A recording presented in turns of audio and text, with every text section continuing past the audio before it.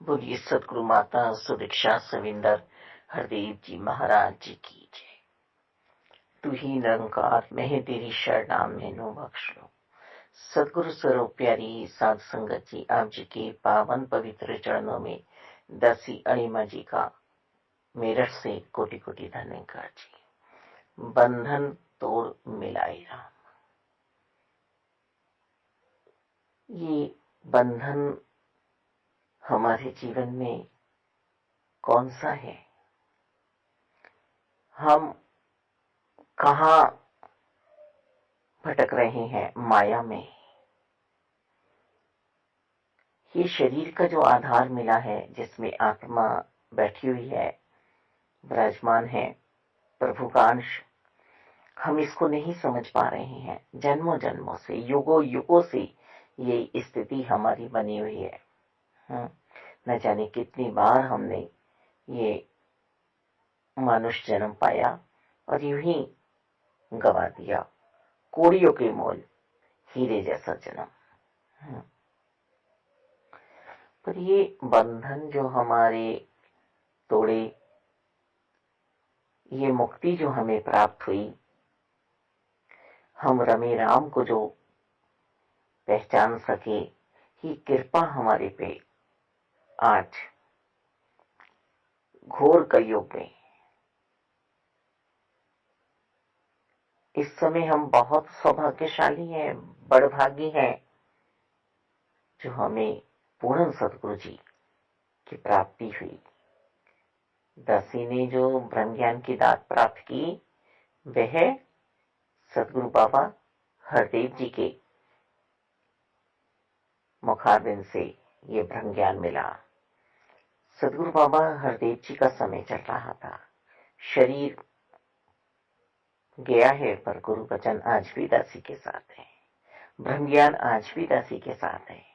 वो 5 प्रण जो पहले हमें दिए गए कि पहले इन प्रणों पे चलना है और फिर ब्रह्म ज्ञान आप अपना पाओगे, तो ये सब सदगुरु बाबा हरदेव जी का दिया हुआ है। ये अमानत है मेरे सदगुरु जी की, जो मुझे मुक्त आत्मा बनाया है, बंधन मुक्त किया है जीवन को। ये सिर्फ आधार है शरीर, और इस शरीर के रहते हुए ये मुक्ति प्राप्त हम कर सकते हैं, क्योंकि यही मानुष चोला है जो हम हारी हुई बाजी को जीत सकते हैं।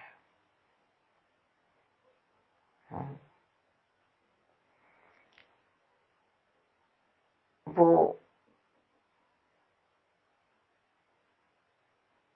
तोता हमारी आत्मा ही है,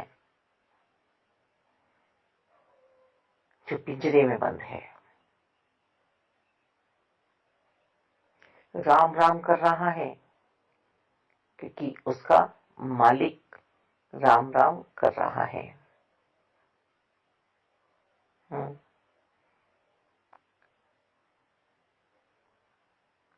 है पिंजरे में ही, बस रटन है। युक्ति कब प्राप्त होती है? जब कोई साकार सदगुरु जी हमारे जीवन में आते हैं। तोता राम राम कर रहा है, पास में से ब्रह्म ज्ञाता निकला, तोते से पूछ बैठा कि राम को देखा है, राम की पहचान हुई है, या सिर्फ ये रटन चल रहा है? मुक्त हुए हो तुम, उड़ना चाहते हो तुम? तोते ने हाँ में जवाब दिया। तो ब्रह्म ज्ञान के ज्ञाता ने युक्ति समझाई कि मरण अवस्था में पहुंच जाना, जब तुम्हारा मालिक तुम्हारे पास आए, हिलना मत। हमें क्या समझाया जा रहा है कि मजबूत हो जाओ, इस ब्रह्म ज्ञान में समा जाओ, ठहराव कर लो। दुनिया में तुम्हें कुछ भी कहा जा रहा है, कुछ भी तुम्हारे साथ हो रहा है, मरण अवस्था हासिल करो, कोई तुम्हारा कुछ नहीं बिगाड़ सकता। प्रभु परमात्मा तुम्हारे साथ है। मालिक आया, मालिक ने राम राम की आवाज लगाई, तो नहीं हिला, वो अपनी मरण स्थिति में रहा। उसे थोड़ा सा हिलाया ढुलाया, पिंजरे में सलाई डाली, तो तब फिर भी सावधान रहा कि आज मुझे युक्ति बताई गई है उड़ने की आकाश में। बहुत इस पिंजरे में बंद रह लिया।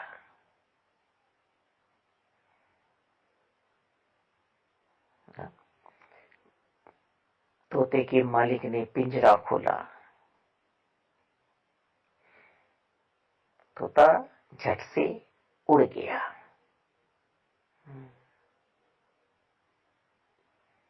कभी अवस्था हुई जब साकार सदगुरु जी जीवन में आते हैं। आज हमारा हंस परमहंस बन बैठा है। आज हमारा भी हृदय का पंछी उड़ गया है।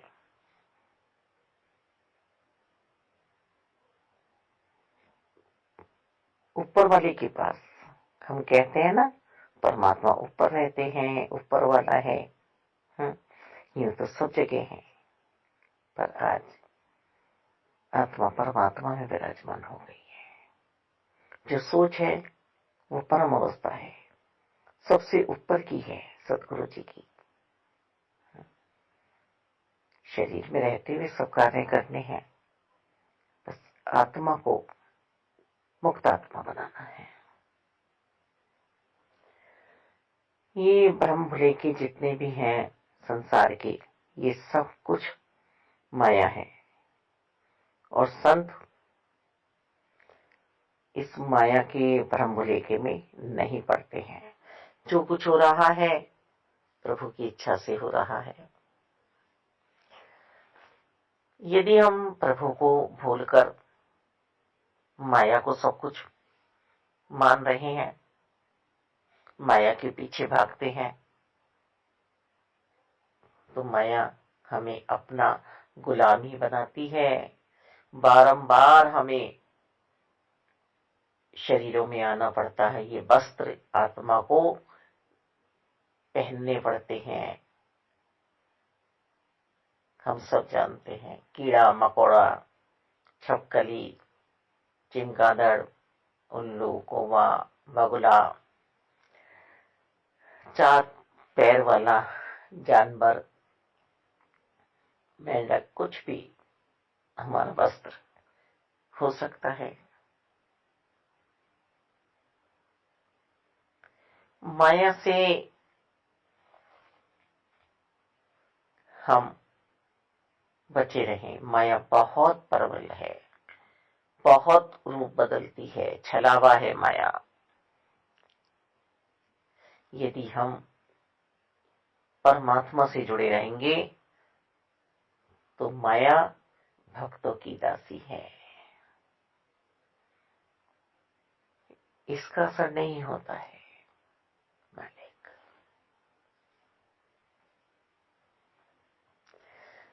हमारी नाव पानी में चल रही है तो पार हो जाते हैं हम। हमारा पानी कौन सा है? सत्संग, सिमरन, सेवाई।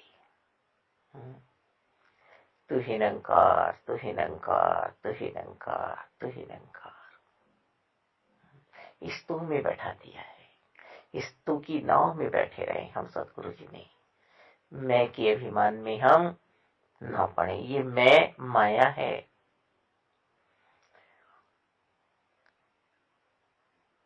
अगर पानी नाव में आएगा तो नाव डूब जाएगी।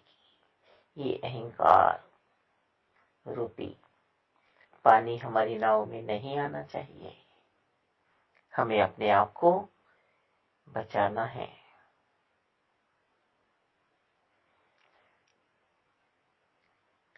हमें भाई माया तो पैसा भी है, माया हमारे काम भी हैं जो हम दिनचर्या में करते हैं, हमारे शब्द भी माया है, हमारी सोच भी माया है।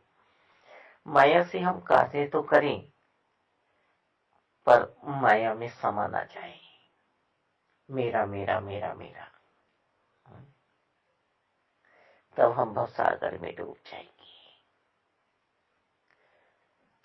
भक्ति रस में हम डूब रहे हैं। जितना जितना इसमें डूबेंगे उतना उतना ही हम पार होंगे। तो यहाँ हमें माया में नहीं डूबना है, भक्ति में डूबना है, प्रभु के नाम सरोवर में डूबना है। तब हम अपने आप को बंधनों से मुक्त कर पाएंगे।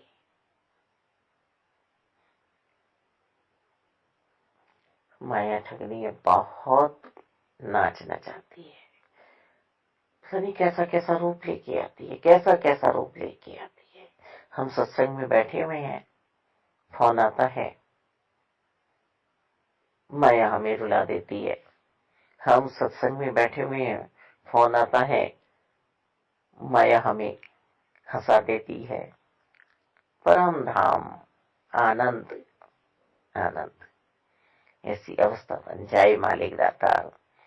आज दासी को एक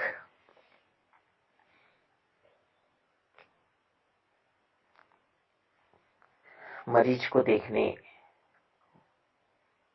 जाना पड़ा, तो वहां पर एक अवस्था ऐसी देखी हमने कि इतना डबल एक्सीडेंट हुआ। वो निरंकारी तो नहीं है, पर कहीं उनके अंतःकरण में ये सच्चाई बैठी हुई है, ये सत्य परमात्मा बैठे हुए हैं, विराजमान है मालिक। सत्संग के प्रति इतनी कदर, इतना भाव कि आप सत्संग टाइम से पहुंचना। जब हम उन्हें देखने पहुंचे तो हमें 3 बजे वाली सत्संग में भी पहुंचना था, तो उस आत्मा को हमने व्याकुल देखा कि आप समय से पहुंच जाओ, मैं अकेला रह लूंगा।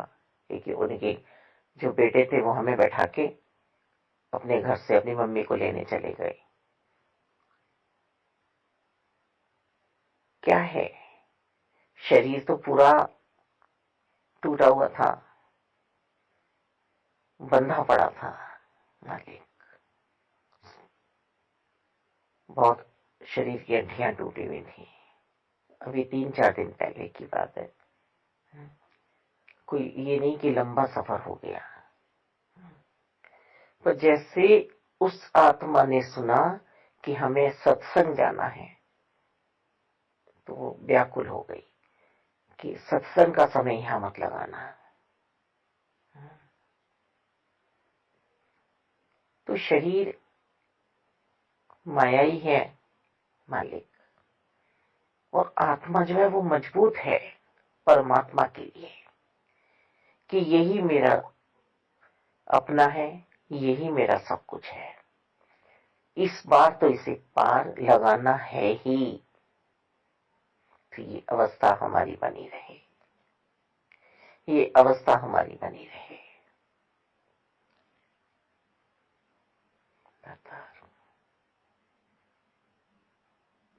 सुख और दुख के चक्कर में हिरण्यकार दातार हमें मत डालना।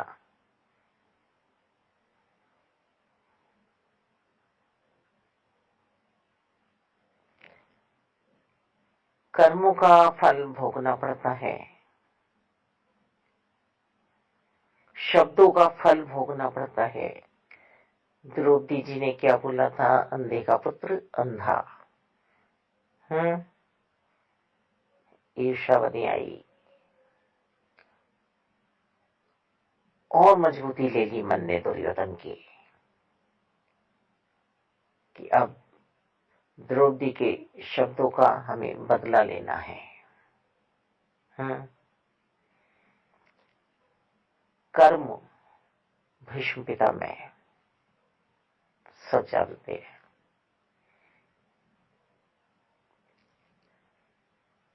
किस तरह से उन्होंने अपना जीवन जिया, कितना चरित्र अपना गढ़ा।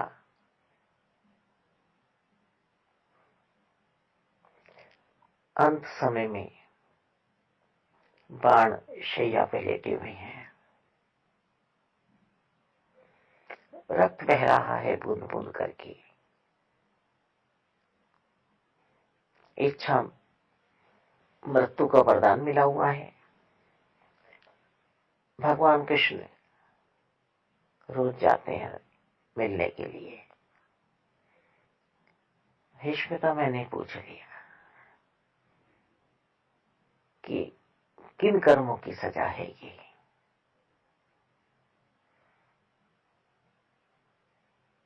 इस जीवन में तो ऐसा कोई कर्म हुआ नहीं है। भगवान ने कहा कि तुम चाहते तो द्रौपदी का वस्त्रहरण रोक सकते थे।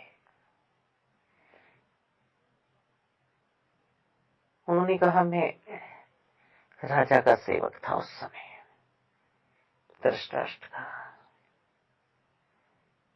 फिर भी तुम रोक सकते थे, पुत्र वधू थी वो तुम्हारी। तो एक पाप की सजा इतनी नहीं। आप पीछे के जीवनों में जाइए, 100 जीवन देखिए, कोई ऐसा कर्म समझ में नहीं आ रहा है कि जिसकी इतनी बड़ी सजा मिल रही है, इतना दुख मिल रहा है। बाण एक बाण लगे और मर जाए इंसान, मृत्यु आ जाए तो एक बार ही दुख होगा, लेकिन जो सैया पे लेटा हुआ 6 महीने तक मालिक इंतजार कर रहा है उत्तरायण का, तो भगवान ने फिर 101 जन्म में भेजा। तो वहां पर भीष्म पितामह ने सांप को जो उछाल के फेंका वो कांटों पे जाके लेटा। वहां का कर्म यहां दुख दे रहा है, कष्ट दे रहा है। हमें बंधनों से मुक्त होना है। हम यदि अच्छे कर्मों में पड़ते हैं तो सोने की जंजीर में बंधे जाएंगे, फिर आना होगा। और यदि हम बुरे कर्म कर रहे हैं, वैर ईर्ष्या द्वेष नफरत, तो हम लोहे की बेड़ी में बंधे जाएंगे। देखते भी हैं जो बुरा काम करते हैं वो लोहे की बेड़ियों में बंधे होते हैं। और जो पुण्यशाली आत्माएं होती है वो सोना धारण करती हैं, सोने की चैन पहनती हैं, सुख सुविधाएं उन्हें मिलती हैं। पर यहां तो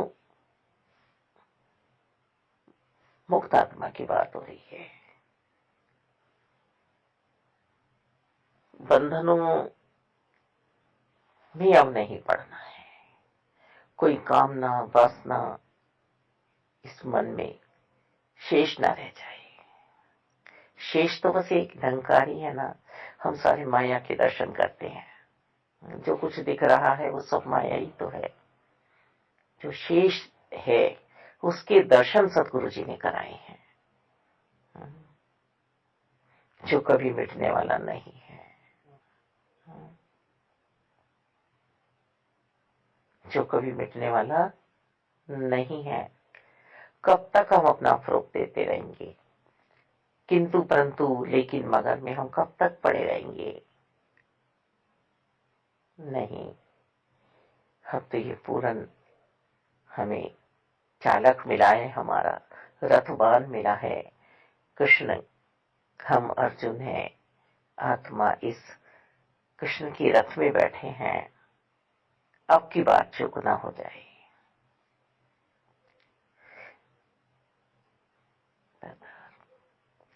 अब ये परमात्मा परदेसी नहीं है। इन्हीं में रह के हम सत्य का संग करते हुए सत्संग कर रहे हैं हर पल। मालिक हमें सत्य का संग ना छूटे हमसे। ये कृपा सदगुरु जी की बनी रहे। सदगुरु जी स्वयं यही चाह रहे हैं कि जितनी आत्माएं इस टाइम तृप्त हो जाए। जो ब्रह्मज्ञानी है वो तो इस पथ पे चलते ही रहे, बाकी जो है और आत्माएं भी तृप्त हो जाए, मुक्ति पा जाए, जीते जी। और ये सदगुरु जी के बिना कोई कर ही नहीं सकता। ये सदगुरु जी हैं जो हमारी आत्मा की खुराक हम तक पहुंचाते हैं। हमें कुछ ना कुछ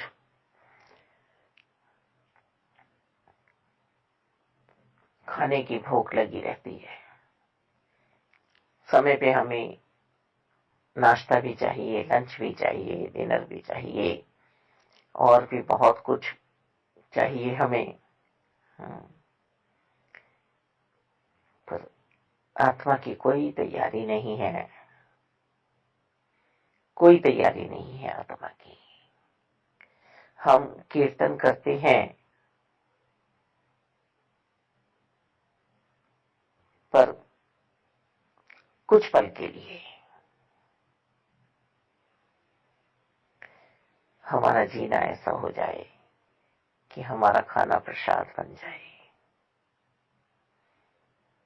हमारी सोच परमात्मा की सोच बन जाए। हमारा पानी चढ़ना मत बन जाए।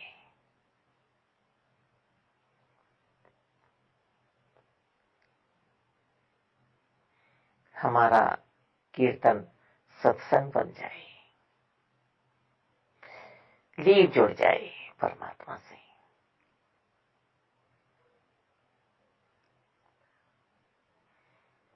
हर पल बस एक निरंकार परमात्मा का दीदार, इनका एहसास इस महारास में हमें पहुंचाया है सदगुरु जी ने। इस बार भटकन ना हो तो भीष्म पिता में से जो एक अपराध हुआ वही आज उन्हें कष्ट भोगने पड़ रहे हैं। न जाने हमसे भी क्या क्या प्रावधानों में, हमारे पूर्व जन्मों में हमसे हुआ है अपराध, और आज भी हो रहा है मालिक। और फिर सतगुरु जी हमें ये भी समझा रहे हैं कि तुम सत्संग करते हुए, सिमरन करते हुए, सेवाएं करते हुए अहम भाव में मत आना, कर्ता भाव में मत आना। ये भी तुम्हारे दुख का कारण बनेगा, ये भी तुम्हें बांधेंगे। गिनती मत करना,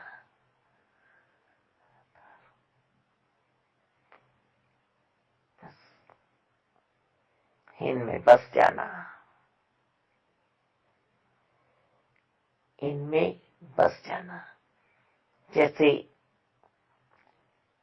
एक वधू वर की हो जाती है, उसके साथ उसके घर चली जाती है और वहां रहकर हर हाल में अपना समय बिताती है। ऐसे ही हमें इस ब्रह्म ज्ञान में रहना है। जो हमें परहेज मिले हैं वो हमें करने हैं। सेवा सिमरन सत्संग करना है निष्काम भाव से। मालिक कोई हमारा लालच ना हो किसी भी प्रकार का कि हम सत्संग इसलिए कर रहे हैं कि हमारी मनोकामना पूरी हो जाए, हम सिमरन इसलिए कर रहे हैं कि प्रभु प्रकट हो, उनका एहसास हो और हम कुछ उनसे मांग लें। मांगना भी है तो प्रभु को से प्रभु को ही मांगना है कि हर पल साथ रहना, पल पल साथ रहना। मालिक आपके बिना हम नहीं रह सकते, दासी तुम नहीं रह सकती, और जब आपके बिना रहती है तो फिर दुनियाई मायाओं के दीदार होते हैं मालिक। और आप जानते हैं कि एक भक्त को, एक संत को माया का दीदार पसंद नहीं है। तो आप साथ रहना, आपका साक्षात्कार होता रहे हर पल मालिक। कृपा आपने करनी है, करता आप हैं। ये मेरे मन के भाव बने रहे हर पल तू में बैठने की मालिक। इस तू में विराजमान रहे हम। और सेवाएं जो मेरे सदगुरु जी समझा रहे हैं कि यदि हम किसी को कुछ दे रहे हैं, हम किसी का कुछ कार्य कर रहे हैं, तो वो हमारे कर्म बनने चाहिए मालिक। क्योंकि कर्मवान मुझे भाता है अर्जुन, आलस्य मुझे नहीं भाता है। तो इस आलस्य से आप ही बचा सकते हैं हमें परमात्मा। जिस पे साकार सदगुरु जी की कृपा हो जाए, निरंकार की कृपा हो जाए, उसे सेवाएं प्राप्त होती है। तो ये सेवा भी आप ही करा सकते हैं। हमने किसी को जरा सा कुछ दिया, मैंने दे दिया, मैंने दे दिया, मैंने दे दिया, भाई इस कर्ता भाव के भाव में यदि हम डूब गए तो हमारी सेवाएं नष्ट हो गई। सेवा तो करते चले जाना है। ये जिससे चाहे जो सेवा ले सकते हैं। ये चींटी से हाथी को मरवा दे, एक रंग से राजा की सेवा करा दे। राजा नहीं कर पा रहा है तो वो रंग जो है वो उसे समय पे भोजन पहुंचा देगा।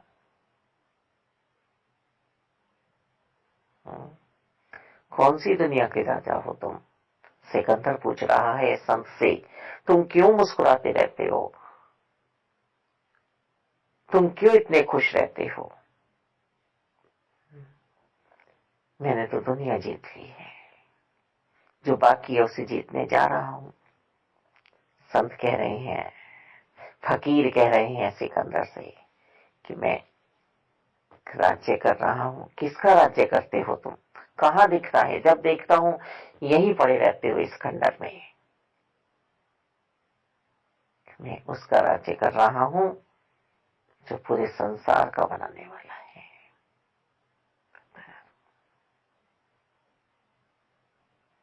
मुक्त आत्मा जिसने भी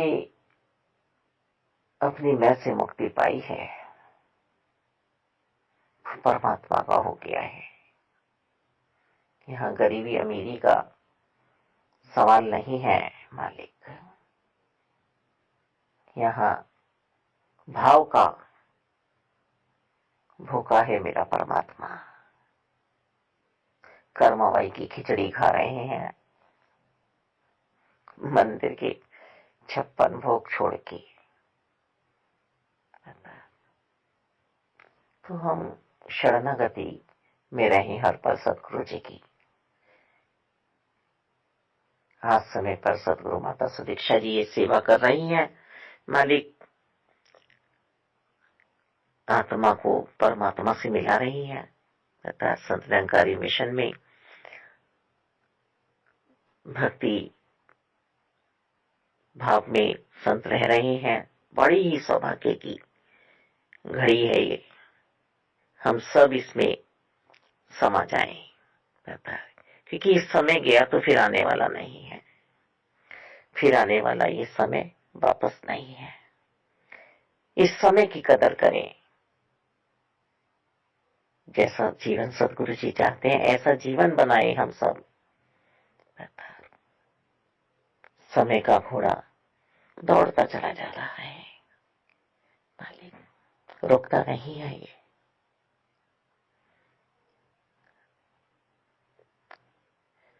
धन्यवाद संतो, धन्यवाद।